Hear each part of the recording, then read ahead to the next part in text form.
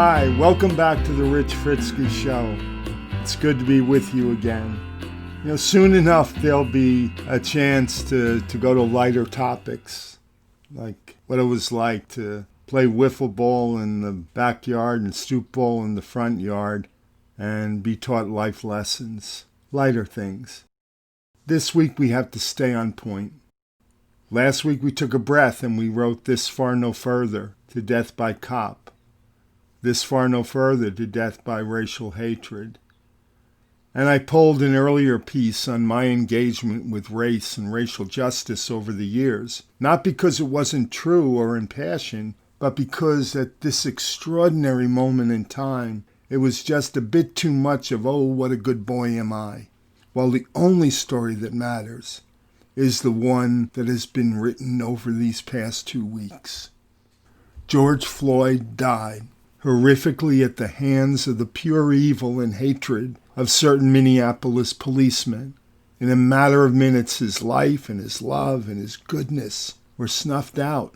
For all who knew and loved him, there is no reconciling with such quintessential cruelty and madness. And yet for the rest of the world, George Floyd will forever be the rude bridge that arched the flood, the final straw, the this far no further catalytic shot heard round the world, hammering home the now relentless cry for racial justice, an end to police brutality, and an insistence upon systemic change. In and through George Floyd, the death by cop and the death by authority of hundreds upon hundreds of others are now being revisited, and the harsh injustice of a highly dysfunctional, prejudicial, and racist process is being laid bare. 2 weeks, imagine this, 2 weeks of sustained, spontaneous, unprecedented protesting in cities and hamlets in every state, from sea to shining sea, and in Paris, Rome, and London, all over the world. Black Lives Matter has become the hue and cry of an international people. Black, brown, red, Asian, white, all fair-minded people everywhere joined as one. And the overwhelming majority of Americans are there supporting it. Finally wide awake and impassioned and determined to effect change. For yes, justice was not done for Trayvon Martin or Michael Brown or Eric Garner or Sandra Bland and untold thousands. And yes, we are everywhere saying her name and loving that extraordinary young black woman who could have changed the world herself. All of us are kings and her queens, the poorer for her loss, but the better for her love. Hung herself, hell no, we know. Everywhere and in every way, police brutality is being exposed. The shoves, the sticks, the tasers, the gas, the exposed weapons, the military tactics, the self-righteous indignation, the raw power in cities and states and people are looking back, rethinking, and demanding anew that we tear down the old, the tried, and the failed, and embrace the new. I took special notice, by the way, of the June 1 death of Dave Yaya McAtee of Yaya's Celebrated Barbecue in the Russell neighborhood of Louisville, Kentucky. He was a gregarious pillar of the neighborhood, of the community. He was killed, and whether by the Louisville police or the National Guard is yet to be determined. But it does not matter, they were of one there. The preliminary report unsurprisingly says that he fired first. His 2 shots to their 18 to 22. All in the confines of his establishment where he, a friend to the police, long fed them for free. So please say Yaya McAtee's name as well. And so too Rayshard Brooks of Atlanta, who was shot in the back and killed by an over-anxious Atlanta police officer just this past Friday. For what? For apparently sleeping it off in the wrong place. Dear God, the madness of this. Say his name. Say all their names, and don't stop saying them, because it is working. Oh, what an impact these sustained demonstrations are having, as there is movement everywhere, save by the President of the United States, that is. It will take time to separate the catalytic from the cosmetic, but Congress is moving, and multiple bills in multiple states are being advanced to change paradigms. And Breonna's law is, well, law. And before you get your idiot up, Tucker Carlson, and those who have no problem with the same old horseshit, please know that defunding and disbanding does not mean no police. It means a reformed police who understand that to serve and to protect begins with community, with understanding, with the determination to work as one, to build up and not tear down. The two biggest cities in the country, LA and New York City, have expressed a determination to cut funding and redirect more of that funding to community revitalization, to jobs, to the social safety network. And chokeholds are being everywhere banned where they were not previously banned. And bills are popping up to make police shootings subject to independent review and to deal with the matter of qualified immunity. And Governor Cuomo in New York is signing reform bill after reform bill. Everyone from the NFL to major retailers, publications, corporate power brokers are apologizing for being so late to the Black Lives Matter movement. They are announcing proactive steps forward. Why, even the damn Bachelor is finally not white. And none other than Merriam-Webster is broadening the definition of racism.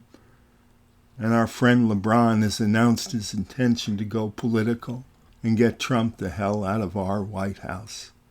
Trump, by the way, was originally going to Tulsa, Oklahoma on June 19th to celebrate his first rally or hate fest with his minions since the COVID-19 pandemic struck.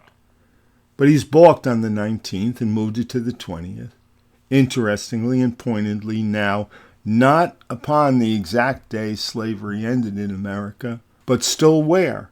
Right where the worst incident of racial violence against purportedly free blacks was ever exacted. He gets quite a kick out of stirring racial tempests. The more offensive, the better. As to Tulsa back then, and I'm sure most of you have taken a look at this, but just in case, it began with a non-incident in an elevator where its operator, Sarah Page, white and 17, may likely have overreacted to a brush with Dick Rowland, a 19-year-old shoe shiner, who had permission to be in that building and on that elevator to get to a bathroom. Could have been a step on the toe, an innocent pass, a fall, I don't know. But it was surely blown out of proportion, and it was one of the old lynching stereotypical favorites, the white damsel in distress, and the uncontrollable libido of the young and predatory black man. Dick was arrested, and the lynching crowd gathered, demanding that the sheriff turn him over, and so too did a smaller crowd of proud black men who would defend him. How dare they? And so it began. Bang! Within 16 hours, May 31 and June 1, 1921, a massive white mob invades the black district of Greenwood and burns 35 square blocks of what was then called Black Wall Street to the ground. White mobs blocked firefighters, and while the official number was back then 36 dead, historians today believe it to be more likely 300. 1,256 homes were burnt, along with 2 black hospitals. 800 people had to be admitted to other hospitals. 10,000 were left homeless, and wait for it, 6,000 were arrested. One of the most thriving black economies in America was annihilated, which was, after all, their real crime. For how dare those upstart blacks do anything better than whites, live better than whites? The larger issue, as Black Lives Matter is everywhere celebrated, of course, as to the president's Tulsa rally, revolves around the subliminal messaging being sent to the racist minions and supremacists. It heralds two things only. First, we remember, don't we? And more importantly, I am as ever with you. I am your president. In 1921, no one not involved, not broken, not dead, not scared, cared. No one sought to change the world. No one spoke out. There was no voice at all. And for desecrated Black Americans, it would be more than 20 years until FDR, and more importantly, his Eleanor, arrived on the scene. She cared. 56 years later, in the long, hot summer of 1967, I witnessed the riot in Newark that left 26 dead, 750 injured, and more than 1,000 jailed. 1967, it was, and there would be 158 other riots in cities across America. Indeed, it was the summer when Lincoln Steffen's "What Happens to a Raisin in the Sun" exploded. Then there were people who cared, but they, well, LBJ died, and Malcolm, Martin, and Bobby, well, they all got killed, and Nixon was elected. And the long law and order, more police on the streets, beef up the prisons, mandatory minimums, war on drugs was ushered in. The social agenda be damned. Crime alone was heralded for the next 40-plus years, and the slave labor of prisoners could sure on the sly produce for corrupt corporations. The 1967 Kerner Commission report said one nation is moving toward two societies, one white, one black, separate and unequal. But LBJ's war on poverty breathed out, and that report would be perfectly filed, as reports generally are. A quick word, please, about the three killed. As for Malcolm, when asked what was responsible for racial prejudice in the United States, he said ignorance and greed, and a skillfully designed program of miseducation that goes right along with the American system of exploitation and oppression. And then he talked at length about how different it would be were the population properly educated. He said the white man's feeling of superiority would at least be negated to a degree, because they would see just what the contributions of black men around the world had been. And he said, and the feelings of inferiority of his own people would be negated, as they'd feel what it was like to be a human being in a society of human beings. And when Malcolm talked about waking people up, they said, to what? To their hate? And Malcolm said, oh, no, to their humanity, to their own worth, to their own heritage, to their value. And some listened, but they called Malcolm evil, and there in the Audubon Ballroom in 1965, he was taken out. To Malcolm we can now say, damn well awake now, and well aware of the price paid. Never again, wide awake now. Determined and insistent now as you asked us to be. And Martin, well, everybody knew Martin.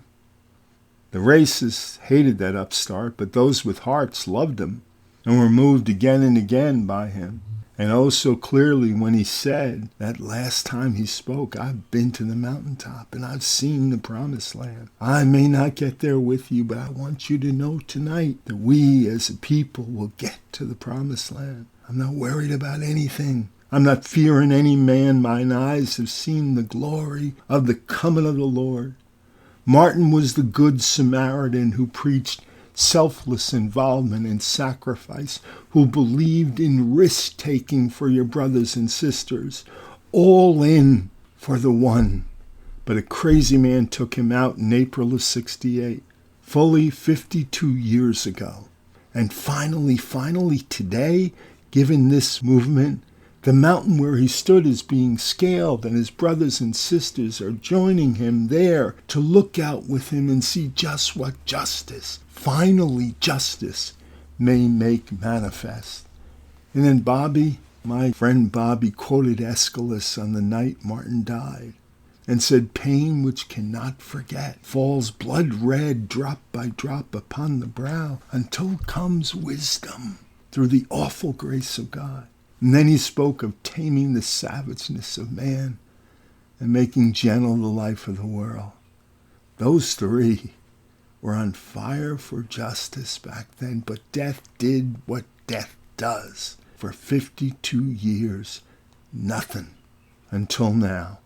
Until these past 2 weeks in this rising, ever rising of Black Lives Matter on the streets everywhere and in the corridors of power and justice, but most importantly in the heart and soul of a people and a nation. 52 years since Malcolm, Martin, and Bobby, and finally, here and now, today, the millions upon millions of voices speaking loudly in all corners and crevices of America, shouting Black Lives Matter thanks to the extraordinary sacrifice of Trayvon and Ahmaud and Sandra and Michael and Eric and Dave and Breonna and Rashard and George Floyd and the untold hundreds to thousands of others dead by cop over the years, and the 26 in Newark in 67, and the 3 dead when Mississippi burned, and the 300 dead in Tulsa in 21, and the hundreds firebombed in churches, and the tens of thousands lynched and millions dead in the fields. Glory be to all of them for their sacrifice and their grace, for a grace that has finally awakened us all. Finally, wide awake now, Malcolm, and not, as you said, to hate, but to humanity, to worth. Finally, relentless in the pursuit of and celebration of justice and providence and freedom. There up on the mountaintop with you, Martin. Stay the course. Force the reforms, change the world, and most importantly, shock them all by doing it with love. That's it for today. I'll be back again next week. Until then, I pray you have a great week. Take care of yourselves.